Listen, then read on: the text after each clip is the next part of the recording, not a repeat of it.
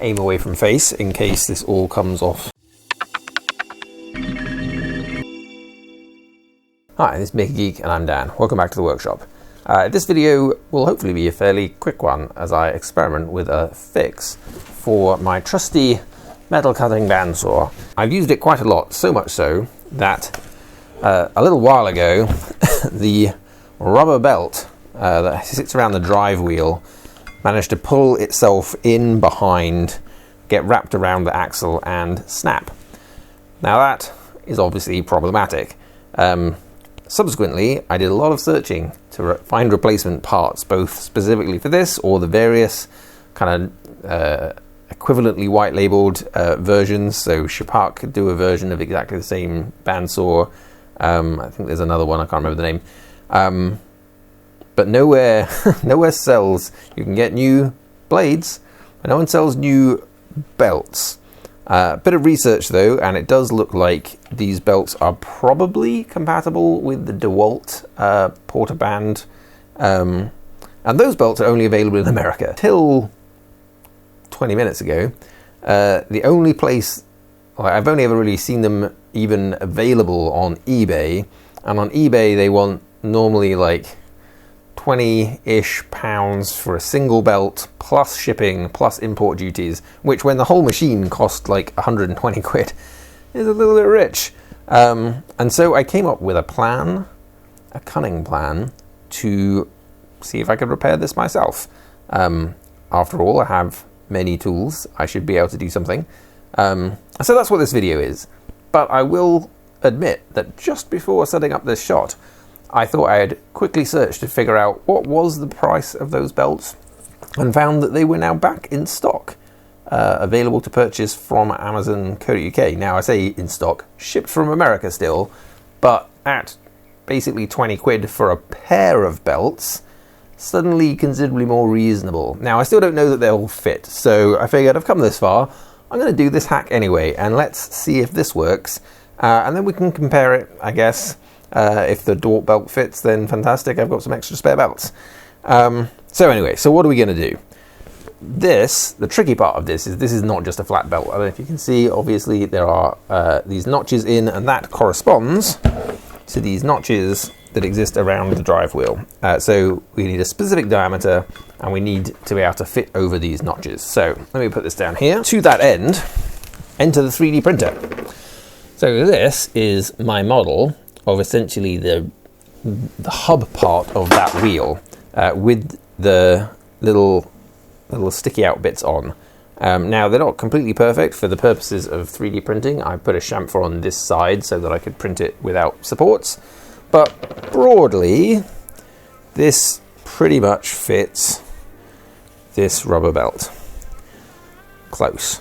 It needs a bit of finessing, but that's the idea. So hopefully this is an accurate model, and this is a little tray into which it fits, and that is, with any luck, a mold. And what we have here is a 2-part rubber mold. Now this is really for making molds, specifically high temperature molds, but I have it on hand. I figured a high temperature resistant rubber is probably a good idea for a metal cutting bandsaw that's going to get hot. So we're going to mix up some of this, pour it in that, see if we can get a usable belt just out of these materials. If so, then I will be quite happy, even though maybe I have just bought official belts as well. But you know, we are in it for the making and the geeking, so let's give it a go.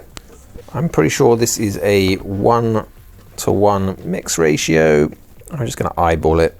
I could weigh it, but you know, we're not really going to need very much, I think. I'm going to mix up to about there. This is a much thicker part. I reckon that's probably about 50-50.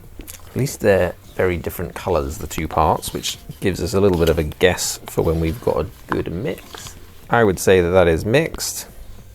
See whether or not we can pour this without it being a complete disaster. What I want is a small amount. Yeah, this is going to be a mess. Whoop.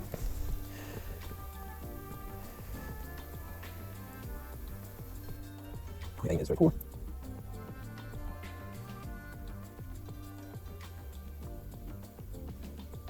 That makes way more than I need. Although actually maybe, well, actually no, as I come around, it sunk down and revealed how little I actually got in that first pass. I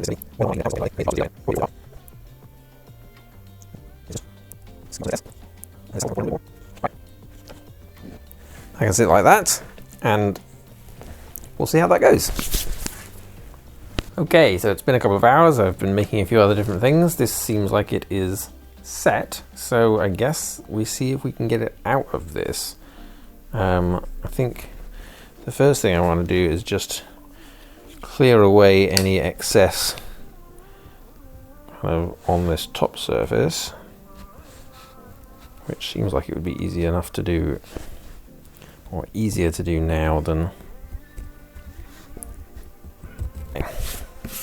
So that's kind of cleaned up. So can I pop this free? Well, kind of wants to go. Okay. So yeah, it's coming.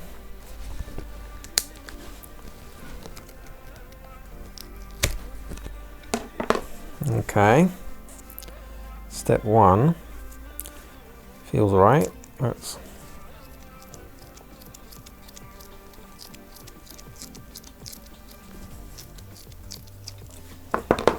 right. It's a little bit stretchy, which is probably a good thing. But yeah, that's a nice, good detail. Now, does it fit? Now this is obviously, yeah, this is less dense than this, but we'll see.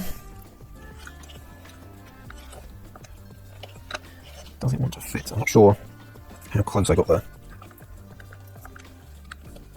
So I would say this is just a little bit too wide, but it does want to see over okay, so okay, well, yeah, it could probably do with being a gnat's narrower, or possibly just less of a soft material, but it fits over. So let's try and mount a belt and see whether a blade, see whether having the blade tensioned on there means it works. Let's grab the blade. Blades onto these is always an exercise in frustration at the best of times.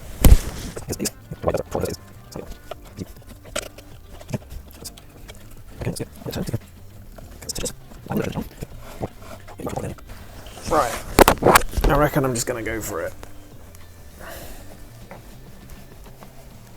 Okay, so that is tensioned. The question is whether or not it's going to rip itself right off if I start it up. Let's plug it in.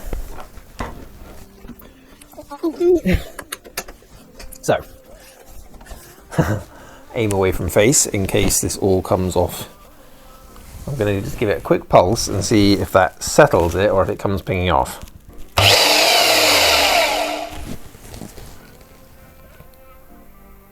Okay, I'm going to go with settled.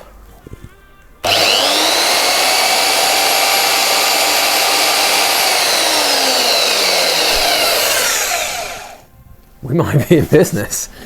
That might have actually worked. I guess I should try and cut some metal on it. Alright, let's do this thing. For a quick test, just a little bit of 2mm steel plate from a piece of box section. We'll just drop the old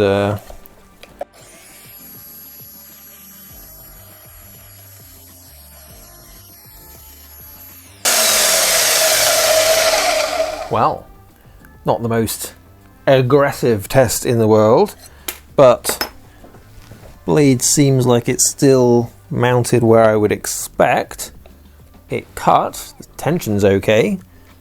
I'm going to call this a successful hack. Now, I do, as I mentioned, have real replacements, hopefully real replacements on the way. But even if I didn't, I actually think that I would probably get on with this for the sake of a couple of pence worth of 3D printing plastic and a couple of pence worth of casting material. Problem solved. What do you reckon? Do you think this solution will last? Is it something that you would do? Let me know in the comments. Anyway, thank you for watching, and I will see you next time. Okay, fine, just for the people that stuck around, let's do something a bit more aggressive.